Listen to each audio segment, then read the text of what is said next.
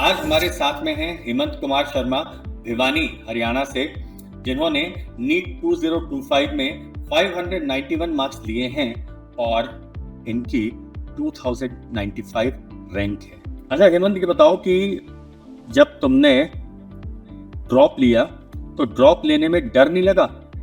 Sir initially मतलब डर नहीं बोल सकते, उसको एक इनसिक्योरिटी रहती है दिमाग में। मतलब एक बार तो ज़रूर सेल्फ डाउट ऐसा ही है कि मतलब इस साल हमने मतलब यही सोच के लिया था कि ये मतलब मेरा लास्ट शॉट ही होगा या फर्स्ट एंड लास्ट शॉट। लेकिन वो एक इनसिक्योरिटी हमेशा आई जाती है कि मतलब इस साल होगा कि नहीं होगा, लेकिन उसे कोप अप करना ज़रूरी है, मतलब कॉन्फिडेंस रखना चाहिए। अच्छा ये बताओ हेमंत कि रिपीटर स्टूडेंट्स के लिए मॉक टेस्ट और जो सेल्फ एनालिसिस होता है वो कितना इम्पोर्टेंट होता है? सर सबसे इम्पोर्टेंट जो चीज़ मैं कहूँगा वो यही है, जो मॉक टेस्ट को देना और उससे भी ज़्यादा इम्पोर्टेंट एनालिसिस, क्योंकि मिस्टेक्स का एनालिसिस किए बिना तो कुछ हो ही नहीं सकता। सेम मिस्टेक्स बार बार रिपीट करना मतलब बेवकूफ़ी है। वो कर रहे हो तो सबसे बड़ी मिस्टेक है वो, उसको इरेडिकेट करो डिफरेंट फीचर्स से। इम्प्रूवमेंट बुक है और टीचर्स की हेल्प लो, जो क्वेश्चंस नहीं हुए टफ थे उनमें इरेडिकेट करो मिस्टेक को, सबसे इम्पोर्टेंट है वो। तो हेमंत के लिए जितने भी मॉक टेस्ट दिए और उनका जो एनालिसिस है वो कितना इम्पोर्टेंट रहा? सर जो सबसे इम्पोर्टेंट इन रहता है एक फीचर कि भाई ये तो मेरे को करना ही है, वो सबसे इम्पोर्टेंट मॉक टेस्ट और उसका एनालिसिस की है।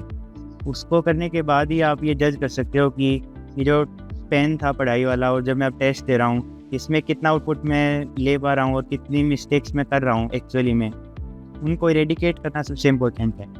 हेमंत के पीछे मैं बहुत सारी बुक्स रखी हुई देख रहा हूँ। सर ये बुक्स तो मतलब मेरे को एक शौक कह लीजिए या एक इंटरेस्ट, जो जेन्युइन इंटरेस्ट है शुरू से ही बुक्स पढ़ने में, रीडिंग में, मतलब यही हॉबी भी है मेरी। ये जो तुम नॉवेल्स वगैरह पढ़ते हो, क्या इन्होंने कुछ नीट की प्रिपरेशन में कुछ हेल्प करी कि रीडिंग हैबिट्स जैसे अपनी ज़्यादा डेवलप हो गई? कुछ ऐसा हुआ क्या?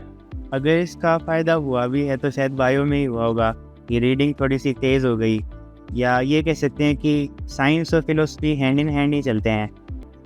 जब फिलोसफी डेवलप होगी कि मेरे को अब पढ़ना है, ये भी फिलोसफिकल थॉट है, और क्यों पढ़ना है ये भी फिलोसफी है, फिर हम उसको पढ़ना स्टार्ट करते हैं, वो साइंस है, टेक्निकल चीज़ जो है, तो कहीं ना कहीं हेल्प करती है। नीट के लिए हेमंत ने एनसीईआरटी के अलावा और कौन सी बुक्स रेफर करी? ये मतलब क्वेश्चन ऐसा है कि सभी नीट एस्पिरेंट्स को पूछना होता है कि कौन सी बुक्स मैं अलग से सोल्व कर लूँ, लेकिन मैं तो यही बोलूँगा 11th और 12th में मैंने ज़्यादा इस पे फोकस किया कि मैं एलियन मटेरियल के अलावा भी सोल्व कर लूँ, लेकिन वो चीज़ टाइम वेस्ट करती है, उतना टाइम हमारे पास होता ही नहीं है। तो जो एलियन का मटेरियल है वो सफिशिएंट है, वही करना चाहिए और बार बार करने की कोशिश करनी चाहिए। अच्छा हेमंत, एलन ऑनलाइन ने तुम्हारी प्रिपरेशन को कैसे एनहेंस किया?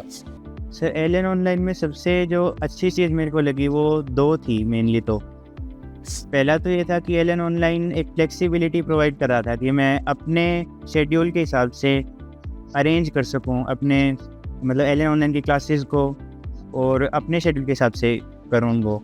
और सेकंड जो चीज़ थी वो पर्सनलाइज मतलब सपोर्ट था टीचर्स का भी, और टीचर्स का सबसे ज़्यादा, क्योंकि मतलब ये कॉन्ट्रेरी है, सबको ऐसा लगता है कि ऑफलाइन में ज़्यादा पर्सनलाइज अटेंशन है, लेकिन मेरे को तो ऑनलाइन में ज़्यादा लगा, क्योंकि मैंने दोनों ही अटेंड किए हैं।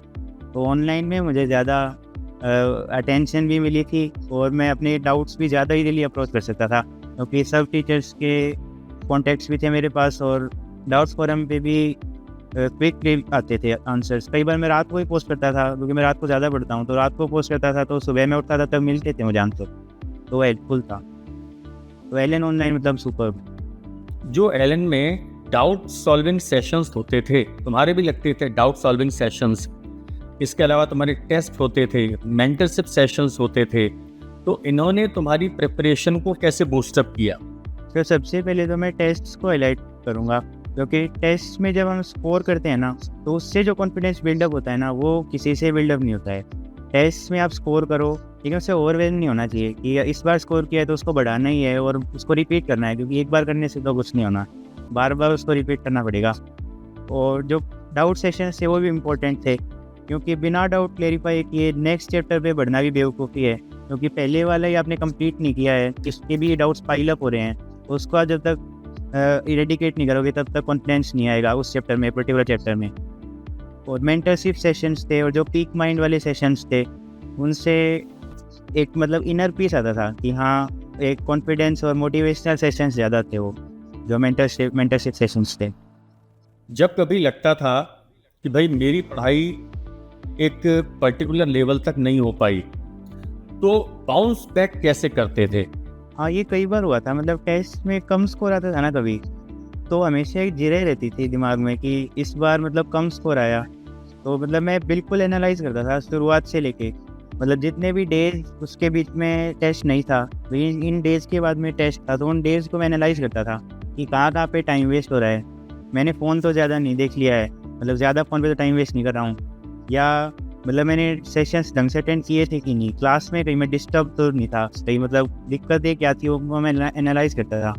ऐसा नहीं करता था कि टेस्ट दिया और फिर नेक्स्ट टेस्ट की प्रिपरेशन में जुट गया, ऐसे कभी नहीं।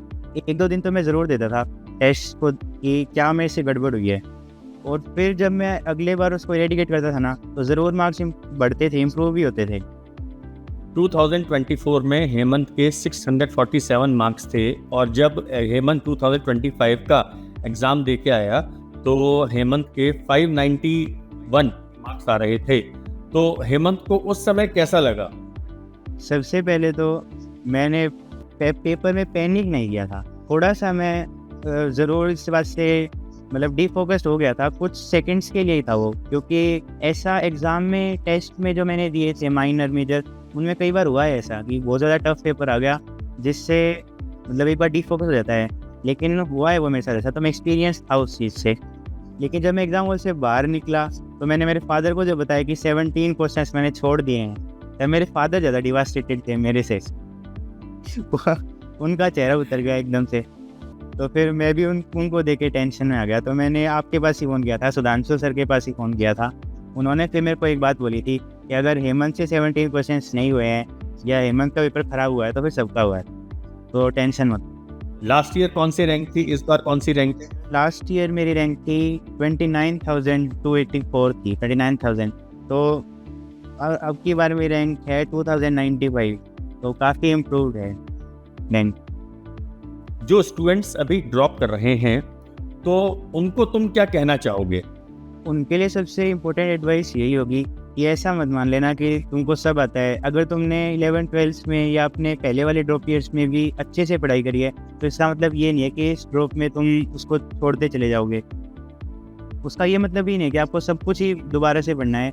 लोकेट करो कि मेरे ये चैप्टर्स, ये टॉपिक्स, सब टॉपिक्स वीक थे, उनको रीलोकेट कर लोगे तो ज़्यादा फ़ायदा होगा उससे, क्योंकि आप फिर उन वीकर टॉपिक्स पे ज़्यादा फोकस करते हो। और वही ड्रॉप ईयर का मोटिव भी होता है कि मेरे को अपनी पुरानी मिस्टेक सॉल्व करनी है, वरना ड्रॉप का कोई फ़ायदा नहीं होगा, वापस से ड्रॉप करना पड़ेगा। हेमंत, जब 12th के बाद में हेमंत ने ड्रॉप लिया तो सबसे टफेस्ट फेज कौन सा लगा और उससे ओवरकम कैसे किया हेमंत ने? सर, जो सबसे टफ फेज़ था वो था एक इनिशियल फेज़ और एक लास्ट वाला फेज़। क्योंकि इनिशियल फेज़ में आपको वो डिसीजन लेना होता है अपने सभी डेविल्स को काउंटर करके कि हाँ, मेरे को ये फ्यूल अपने आप में भरना है और पूरे साल उसको बर्न करना है ताकि मैं पढूं उस पूरे साल में, लेजरली ना हूँ। और लास्ट वाला फेज़ इसलिए इम्पोर्टेंट रहता है क्योंकि उस समय आपको अपनी पढ़ाई को और बढ़ाना है, ऐसे घटाना नहीं है कि हाँ मैं बिल्कुल एंड टाइम पे हूँ तो हाँ हो ही जाएगा, मैंने सारा साल पढ़ाई की तो है। उस चीज़ को नहीं देखना चाहिए और लास्ट में ज़्यादा पढ़ाई करनी चाहिए ताकि आप शार्पन रहो, आपका दिमाग फोकस्ड रहे और उस ओरिएंटेशन में रहे कि मुझे एग्ज़ाम देना है और अच्छे से दे। ठीक है, रैपिड फायर राउंड खेले? ठीक है। 5 क्वेश्चन का है। चलो 5 क्वेश्चन पूछूंगा मैं, ठीक है? ये रैपिड फायर हैं। फेवरेट सब्जेक्ट हेमंत का? बायो। टफेस्ट सब्जेक्ट जो लगता था? Chemist. Favourite sport? Cricket. Favourite player? Sachin Tendulkar. मिठाई खाने में कौन सी पसंद है सबसे ज़्यादा? वैसे तो सारी, लेकिन एक का नाम लेना है तो काजू कतली। चलो बहुत बढ़िया हेमंत, बढ़िया। फिर मिलते रहेंगे हम लोग, फ़ोन पे बातचीत करते रहेंगे, है ना? ठीक है, चलो ओके बाय।